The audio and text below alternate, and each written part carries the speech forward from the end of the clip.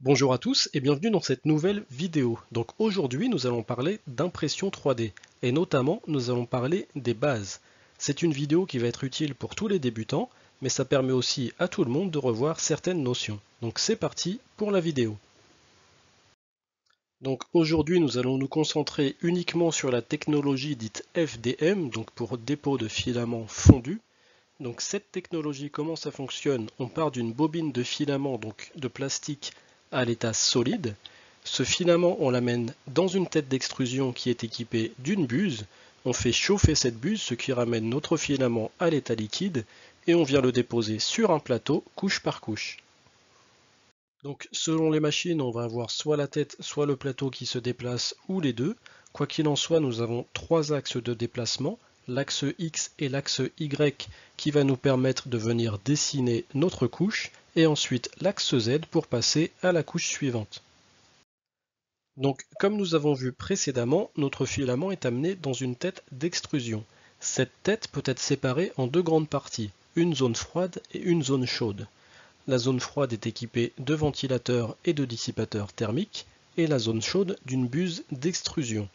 C'est cette buse qui va chauffer et qui va rendre le filament à l'état liquide pour le déposer sur le plateau. Pour obtenir une extrusion de qualité, il y a plusieurs paramètres à respecter, notamment la hauteur de couche et la largeur de ligne qui dépendent du diamètre de la buse, ainsi que la vitesse de déplacement, mais aussi la température de la buse et la température du plateau à définir en fonction du matériau utilisé.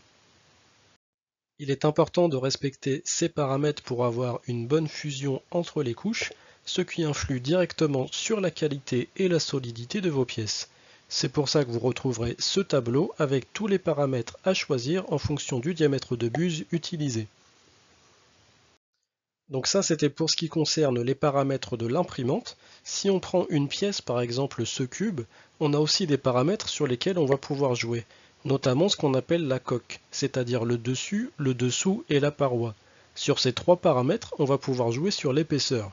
Et on va aussi pouvoir jouer sur le pourcentage de remplissage. Ces paramètres vont influer sur le temps d'impression, sur la quantité de matière utilisée et surtout sur la résistance mécanique de la pièce.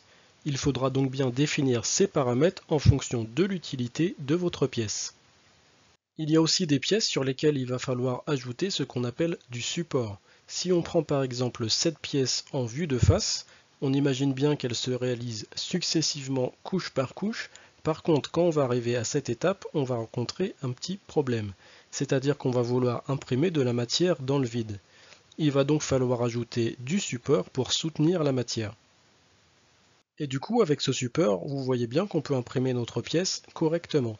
Donc voilà, j'ai voulu dans un format assez court regrouper toutes les notions de base de l'impression 3D. N'hésitez pas à me dire en commentaire si la vidéo vous a plu et si vous seriez intéressé pour un format un petit peu plus long. Je vous invite aussi à mettre un petit pouce bleu si la vidéo vous a plu et à vous abonner à la chaîne pour ceux dont ce n'est pas encore le cas. En attendant, moi je vous dis à bientôt pour la prochaine vidéo.